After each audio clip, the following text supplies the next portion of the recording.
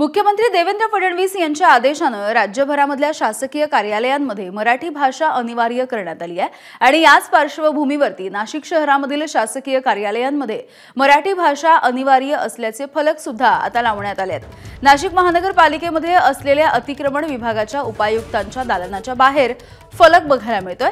या निर्णयाचं नागरिकांनी स्वागत केलं आहे।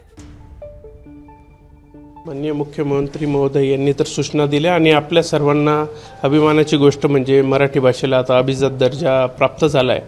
त्याच्यामुळे नुसतं आपण मराठीत बोलून नाही तर तिचं भाषेचं संवर्धन जतन करणं हे सुद्धा आणि त्याचीच एक सुरुवात म्हणून शासनाच्या आदेशानुसार नाशिक महापालिकेमार्फत पहिला पायंडा आपण बघतो शासकीय कार्यालयात चालू झालेला आहे। माझ्या कार्यालयात आपण म्हणजे मागच्या हप्त्यातच लावलं आणि सर्वांनाही सूचना दिल्या। त्यानुसार आपण बघू की येत्या 2 दिवसात सर्व कार्यालयात तिथे होईल।